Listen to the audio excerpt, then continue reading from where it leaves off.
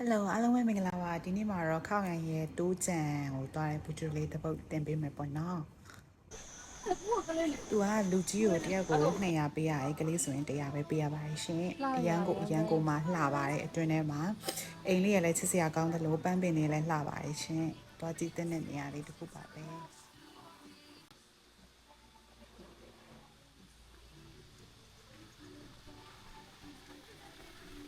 အဲ့ဒီထဲမှာရှိရဲ့အဆောက်အဦတစ်ခုစီဆိုင်ကလေမသိရင်သူကလုံးဝဒီရောမဘက်ကအဆောက်အဦကြီးအီတလီဘက်ကအဆောက်အဦကြီးနဲ့လုံးဝဆင်နေပြီလားလုံးဝမိုက်တယ်ကွာ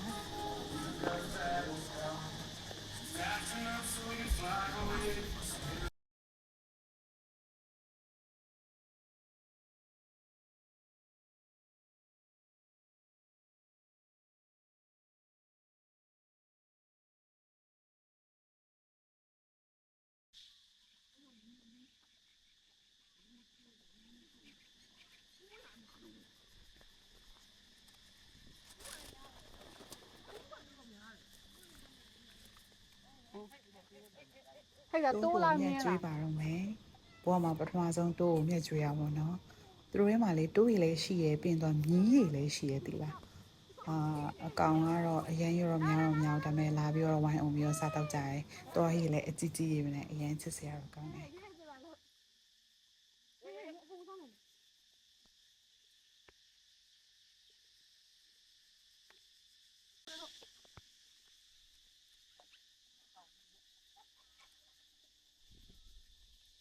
အိမ်မဲကြည့်လိုက်သူကကျွေးရိုင်းလည်းမစားဘူးတွေ့လားကျွေးရသူအောင်ရှက်လာတယ်အဲ့နဲ့ဟိုဘက်ကသူတော့ကျွေးရတယ်မလို့တူတူထားတာ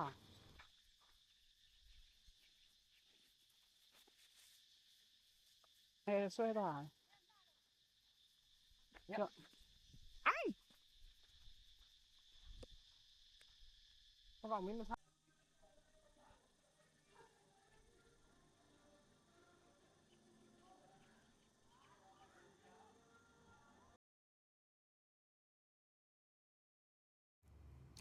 အဲ့ဒီအိမ်လေးထဲမှာလေဈေးဆိုင်လေးလောက်ထားကော်ဖီဆိုင်လေးလည်းရှိရယ်